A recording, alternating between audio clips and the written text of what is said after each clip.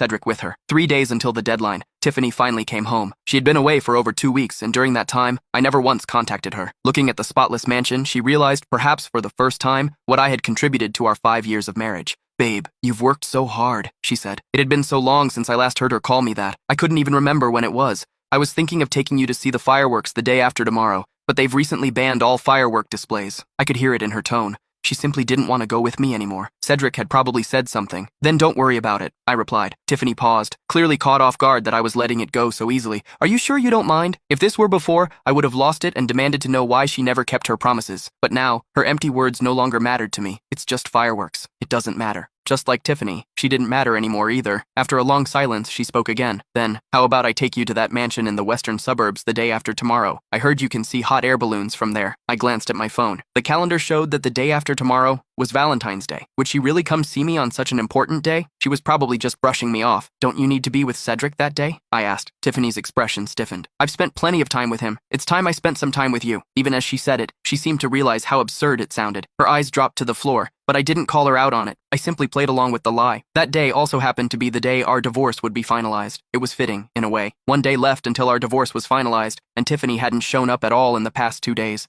She had been busy with Cedric, probably trying to smooth things over. Still, she would send me trivial messages every night, celebrity gossip, photos of stray cats she saw on the street, and funny memes from social media. It was as if we were just a normal married couple living apart, chatting about nothing in particular. In 5 years of marriage, Tiffany and I had never shared that kind of daily banter. I didn't understand why she was suddenly doing it, and I didn't want to understand. Over those 3 days, I had been busy moving out. I had gradually packed my things and sent them off to Newford. Moreover, I finalized a lease agreement with a realtor and arranged to rent out all 100 properties under my name. Eventually, the movement caught Tiffany's attention. That night, she called me. "Jillian said you've been moving?" I responded casually. "Yeah. Aren't we supposed to go to the western suburbs? I like it there." Tiffany was silent for a moment, then said, "If we're setting off fireworks over there, that's fine." I shook my head, then responded with a hint of jest. "Better not. You might get arrested."